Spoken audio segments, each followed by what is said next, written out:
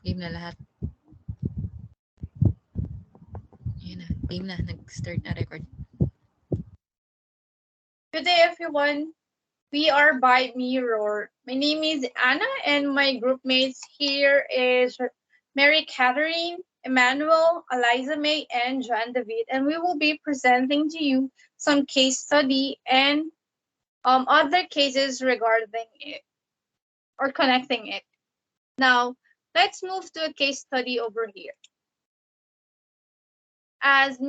According to this case study, Mr. A has this Estafa case, and that the case reached the Supreme Court. Unfortunately, he lost the case. As we all know, when a case reaches the Supreme Court, the same is published in every website discussing Philippine jurisprudence. Now, every time someone key in his name in a web search engines, the Estafa case is unfortunately, like we said, displayed as one of its results. Due to such, Mr. A suffered humiliation and embarrassment from people who chance upon such search results of his name. Because of this, he wants his name to be removed from such websites, and therefore he invokes his constitutional right to privacy. Now, the issue and or questions about this is, can a person request that his name be removed from such websites pertaining to the Supreme Court decided case, as the same is a violation to right of privacy? Now, our answer will be more likely no, because court records are public records and it shall be available to the public view. But there are multiple options and possibilities that Mr. A may consider, like illegal ones or illegal ones. Now let's proceed with the illegal.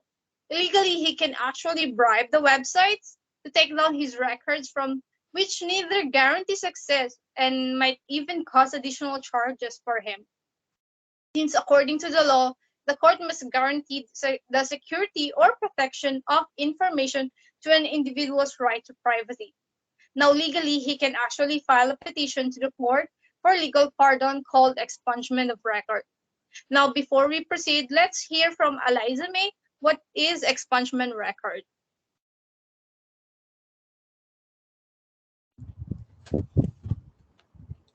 So, what is expungement of record? Expungement of record is a court-ordered process in which prohibits the release or dissemination of legal record of an arrest or a criminal conviction of an individual.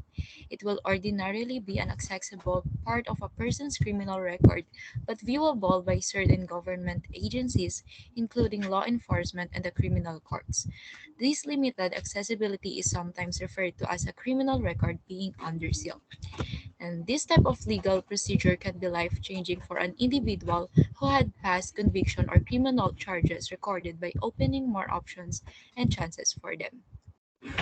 To expunge a record means person such records must be removed online, restore reputation, can get a job, and live more freely without worry the past legal hardship following them. However, there are factors for eligibility that one must know before filing a petition for expungement of record. These includes the type of offense committed, how serious the violation is, and or if an individual has any previous offenses committed or is charged of any other criminal offenses in history, age of the defendant, because usually not all times expungement of records is granted to juvenile cases, still depends on location of the case hearing, and location where crime is committed, where charges are filed and processed for hearing. Each country or states has its own type of for considerations. Now, if and only if the court granted Mr. A's request for expungement of records, which will need to surpass certain factors, and must provide compelling reasons why he deserves it. Therefore, he may proceed reaching to the websites discussing Philippine jurisprudence who publicly posted his records and claimed his right of removal of such info or privacy as the Supreme Court's decision, or upon his request being granted. Next presenter will be Ate Analea po ulit. Okay, as we continue, yet Mr. A's hope must not go any higher, because it is most likely the court must be rejecting his request because Privacy Act do not include in its scopes and even afforded protection to this kind of websites who uses his public records or information for reasons like journalistic, literary, research, or even artistic purposes. And that is according to Data Privacy Act of 2012 under sectors 4 to 5. And the fact that the court records are public records and it is most likely to be granted to juvenile cases, as what Eliza May mentioned earlier, that juvenile cases, it changes the lives of this juvenile. If you ask us what is juvenile, is it is those persons or individuals under age of 18 who has criminal records on their background.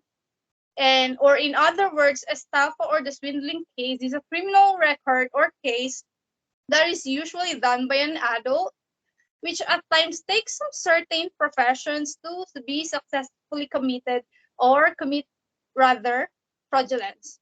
But there is another spark of hope for Mr. A to be removed his name under these websites, such as news outlets, magazines, jurisprudence, or even legal advising entities must possess any or all of the subjected guidelines of applications under Data Privacy Act of 2012.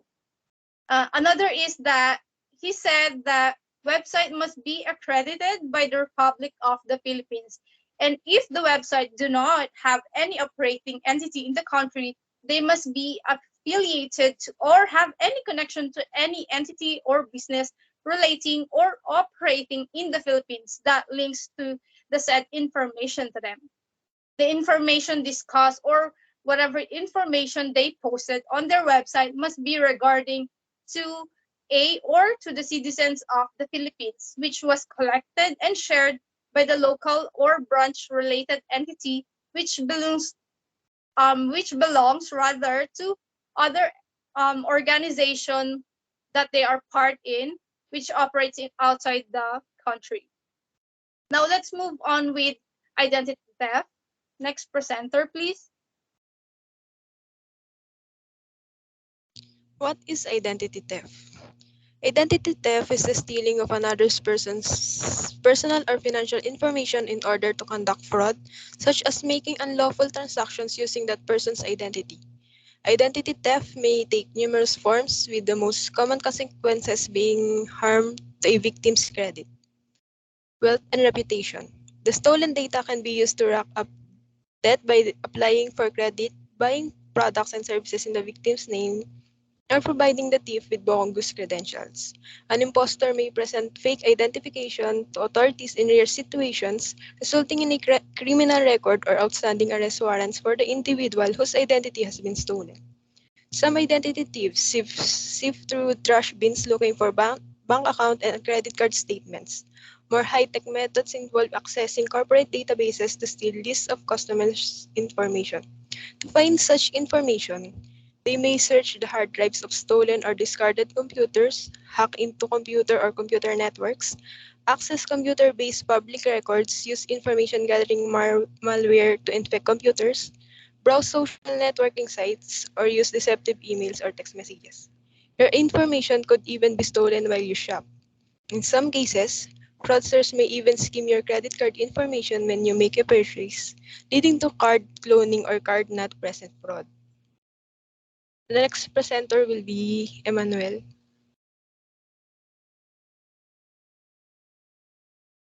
Types of identity theft. Financial identity theft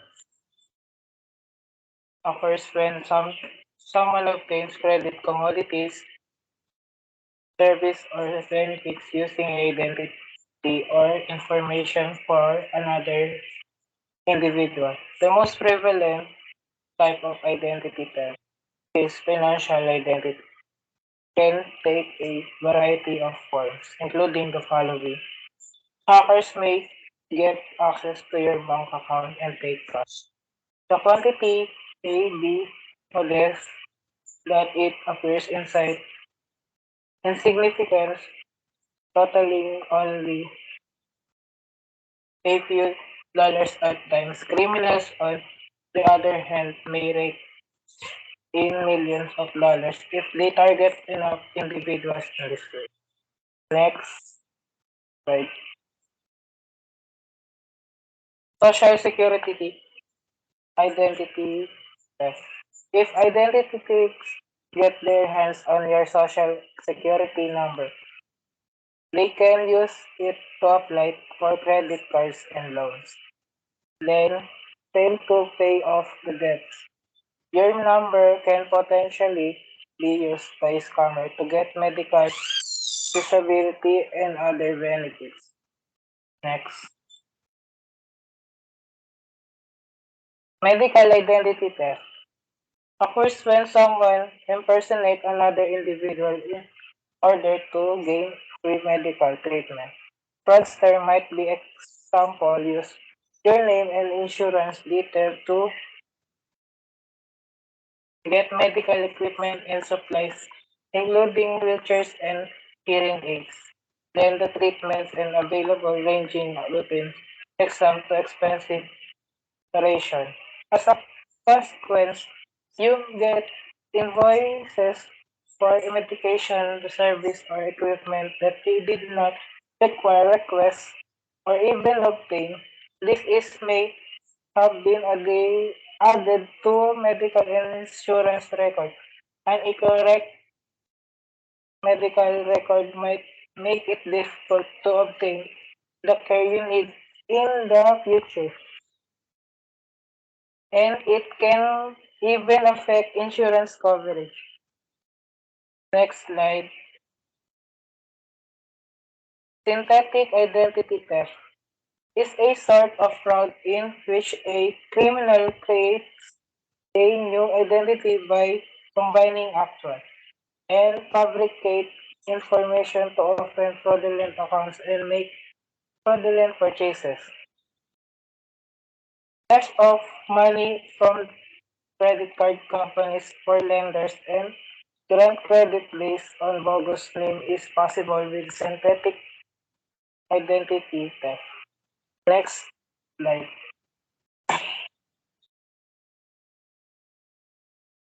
Child identity theft occurs when someone takes advantage of a child's identity for personal benefit. This is frequent since children seldom have information about them that may pose a problem for a perpetrator.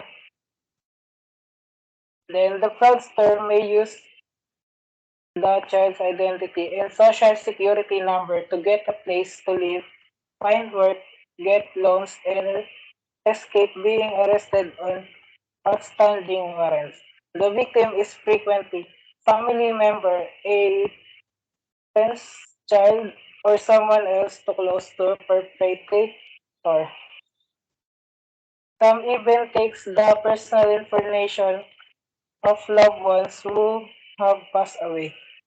Next, the tax identity theft. When someone uses your personal information, such as your social security number, to file a fraudulent state or federal tax return in your name and get a refund. This is known as a tax identity theft. Next, criminal identity theft. When a person is arrested for criminal identity theft, they provide the name of someone else instead of their own. They may be able to get away with it by fabricating an ID or showing the police a stolen ID such as your driver's license. Type of fraud and difficult to detect unlike the consequence are evidence like a bench warrant for your arrest has been issued unresolved issues such unpaid parking fine and leading a to bench warrant being issued by a court. You might be arrested at any time, including during the routine traffic stop. Next. What is its impact on individual and organization? The financial troubles the identity theft may create might linger for months or even years after your personal information has been compromised. The recovery procedure might be hampered by following obstacles. Depending on the type of data stolen by identity thief. Next slide. Emotional. The emotional toll that can accompany having your identity stolen is perhaps a less evident effect. Identity theft is faceless crime that may elicit a wide range of emotional response. Anger is often the emotion that victims experience. However, after the first shock, additional difficult in long-term feeling may emerge. Next slide. Physical implications of identity theft are also possible. Victims feared for their physical safety. There, some were unable to concentrate. Some had new medical ailments such as body discomfort, perspiration, and heart and stomach problems. Others had sleep problems and others were unable to return to work owing to the company health problems. Next, social. In today's cyber-focused world, the internet is another opportunity for identity thieves to acquire access to personal information such as email and social media accounts, password, whether you use social media for work or to keep in contact with your friends and family. Hackers might harm your reputation or jeopardize your employment by impersonating you or on your current accounts or even creating new fake accounts and posting under your name. Next, next slide. Effects of identity theft.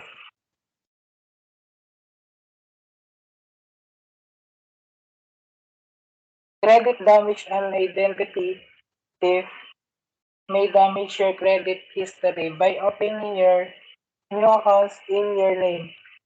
This may affect your credit score, job prospect, and insurance prices. You might be faced with a big tax bill. If someone uses SSN to apply for employment and and does not pay theirs, they may submit fraudulent information to collect a refund in your name, leaving you to deal with a repercussion. A criminal records if someone takes your identity and hand it over to authorities, you may be held accountable. Identity theft may cost you thousands of dollars in lost wage and time of work. Next, presenter. We live in a highly connected society where, in pursuit of innovation, convenience continues to take precedence above security. We've also discovered the hard way that no system is more secure than its weakest link, which in this case is humans. The adversary is bad data practices. It's hard to avoid evil ones in today's ever-connected world by ducking, bobbing, or weaving. Even taking proactive steps to safeguard your identity, such as checking your credit report on a regular basis, does not ensure that your identity will not be stolen or exploited in a way that will appear on your credit report. We cannot dispute that identity theft can occur as a result of a company's lack of data security or an individual's lack of sense of duty to protect their personal information. To avoid identity theft, keep the following steps in your mind. If someone asks for your personal information such as birth date, social security number, or bank account number, don't disclose it to them. Make use of your smartphone security controls. Receipts, credit offers, account statements, and expired credit cards should all be shredded. Keep your personal information in a secure location. On your home computer, install firewalls and virus detection software. When using a public Wi-Fi network, update your sharing and firewall settings and use a virtual private network. Never use public Wi-Fi to access personal information or sensitive applications or websites, such as mobile banking. Make strong internet passwords and don't use them the same one for every website you visit. Do not publish any photographs of your license plate. Fraudsters might use this to gain address without your permission. Use up-to-date security software to protect your internet-connected devices and make sure you apply any official software updates and security fixes.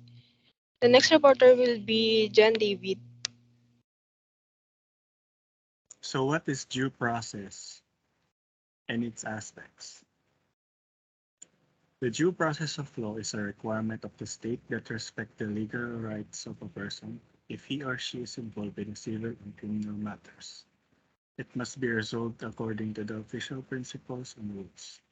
It must treat the individuals fairly. Due process gives the individual his or her rights before indicting of such accusations. No person shall be deprived of life, liberty, or property without due process of law, nor shall any person be denied the equal protection of the laws. Next, please. There are two components of the due process. Next, please. The first one is substantive due process. The substantive due process requires the intrinsic validity of the law in interfering with the rights of the person to life, liberty, or property. Substantive due process pertains to the reasonableness of the legislative act for considering of a new law, and if this will be of help and benefit the masses. Next, please. Procedural process, on the other hand, consists of the two basic rights of notice and hearing, as well as the guarantee of being heard by a competent tribunal. Procedural due process essence is that it must follow the process or procedure and give a chance of opportunity to be heard an individual before being deprived of his life, liberty, or property. If there is no observance of due process, the entire proceedings will be invalidated. Next, please. The due process of law more or less applies to all cases, whether civil, criminal, administrative, labor cases, among others. The requirements of the due process, especially in the judicial proceeding, are: first, there must be an impartial court or the tribunal to hear and decide the matter before it. This means that the trial will be carried out fair and square. Second, is that the court must have jurisdiction over the person of the defendant or the property subject matter of the proceedings.